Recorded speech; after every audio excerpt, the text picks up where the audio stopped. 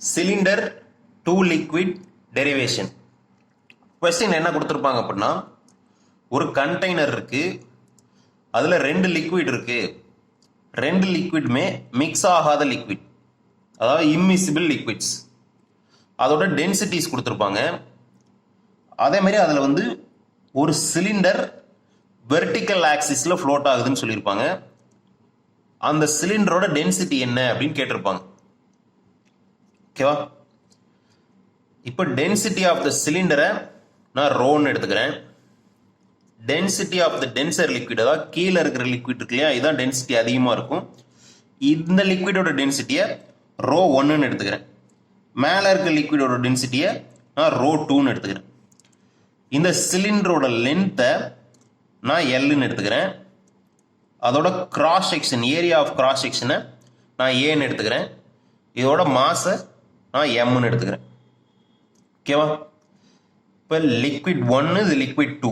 இப்போ லிக்விட் ஒன்னில் இருக்க இந்த சிலிண்ட்ரிக்கல் போர்ஷன் இருக்கு இல்லையா, இதோட லென்த்தை எல் ஒன்றுன்னு எடுத்துக்கிறேன். அதே மாதிரி லிக்விட் டூவில் இருக்கிற இந்த சிலிண்ட்ரிக்கல் போர்ஷனை நான் எல் டூ அப்படின்னு எடுத்துக்கிறேன். இப்போது இது ஈக்குலிபிரியமில் இருக்குன்னா என்ன அர்த்தம் அப்படின்னா, இந்த சிலிண்டரோட வெயிட் டவுன்வர்ட் டைரக்ஷனில் ஆக்ட் ஆகிட்டு இருக்கும்.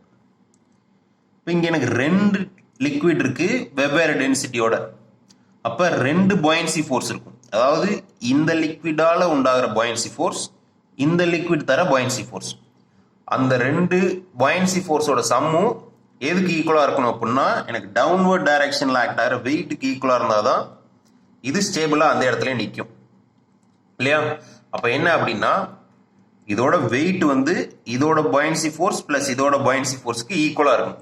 அப்போ நான் எப்படி எழுதிக்கிறேன் அப்படின்னா, W equal to B1 plus B2ன்னு எழுதிக்கிறேன். B1னா என்னன்னா ஃபர்ஸ்ட் லிக்விட், அதாவது கீழே இருக்கிற லிக்விடோட பாயன்சி ஃபோர்ஸ் தர பாயன்சி ஃபோர்ஸ். B2ன்றது என்ன அப்படின்னா மேலே இருக்கிற லிக்விட் தர பாயன்சி ஃபோர்ஸ். இப்போ எனக்கு வெயிட் Wனா எனக்கு என்னன்னு தெரியும் அப்படின்னா mgன்னு தெரியும். இப்போ mg. பாயன்சி ஃபோர்ஸுக்கு ஃபார்முலா என்ன? Density of the liquid into volume of the liquid displaced into g. இப்போ இந்த இடத்துல ஃபர்ஸ்ட் B1. இப்போ லிக்விட் ஒன்னோட டென்சிட்டினாது ரோ ஒன். V1ன்னா என்ன அர்த்தம்? அதாவது இந்த வால்யூம், அதானே இப்போ volume of the liquid one displaced இல்லையா, அதை V1 எடுத்துக்கிறோம். G ப்ளஸ் இங்கே B2ங்கிறதுனால லிக்விட் டூவோட டென்சிட்டி ரோ டூ, அங்கே இருக்கிற volume displaced V2 into G. இப்போ எனக்கு வந்து டென்சிட்டி ஃபார்முலா எனக்கு தெரியும். டென்சிட்டின்னு என்னது? Mass by volume.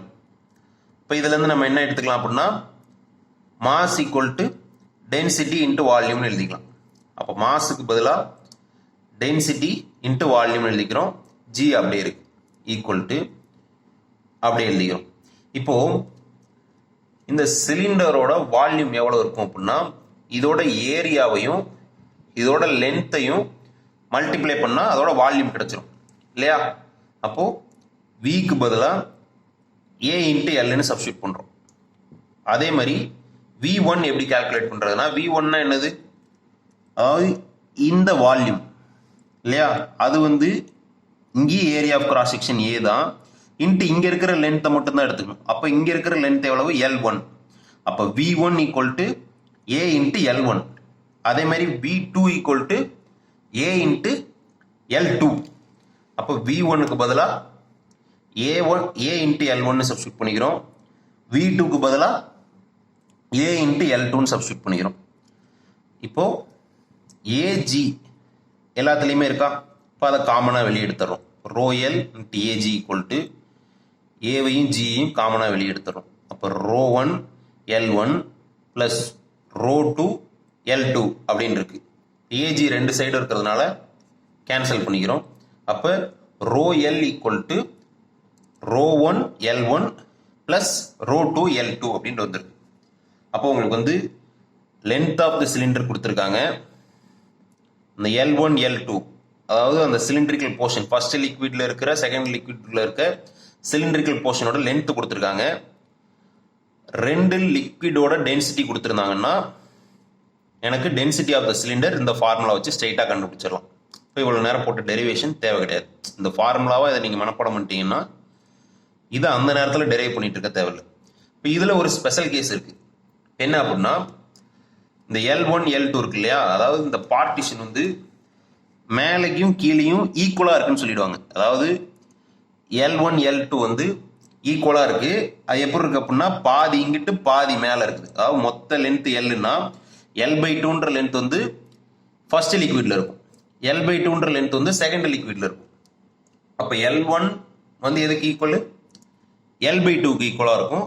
L2வும் L/2க்கு ஈக்குவலாக இருக்கும். அது ஸ்பெஷல் கேஸ். என்ன அப்படின்னா, L1ம் L2வும் L/2க்கு ஈக்குவலாக இருக்கு இல்லையா, மொத்த லென்த்தோட பாதிக்கு ஈக்குவலாக இருக்கு. இப்போ L1க்கு பதிலாகவும் L2க்கு பதிலாகவும் L/2ன்னு சப்ஸ்டியூட் பண்ணுறோம். இப்போ L1க்கு பதிலாக L/2, L2க்கு பதிலாக L/2. இப்போ என்ன காமனாக இருக்கு? L/2 காமனாக இருக்கா? இப்போ L/2வை வெளியே எடுத்துடுறோம். அப்போ L/2 into ρ1 plus ρ2. L cancel. அப்போ ρ ஈக்குவல் டு density 1, அதாவது density of the liquid 1 plus density of the liquid 2 by 2. அதாவது இப்போ பாதி பாதி, அதாவது மொத்த லென்த் வந்து இந்த லிக்விட்ல பாதி அந்த லிக்விட்ல பாதி இருந்துச்சுன்னா டென்சிட்டி ஆஃப் த சிலிண்டர் கண்டுபிடிக்கிறது ஈஸி. அவ்வளோதான். ரெண்டு லிக்விடோட டென்சிட்டியும் கொடுத்துருப்பாங்க, அதை ரெண்டையும் ஆட் பண்ணி 2ஆல் டிவைட் பண்ணாவே முடிஞ்சு. இவ்வளோ பெரிய டெரிவேஷன் அந்த நேரத்தில் போட்டுட்டு இருக்க தேவையே கிடையாது. இப்போ இதை ஒரு ஃபார்முலாவாக மனப்பாடம் பண்ணி வச்சுக்கணும்.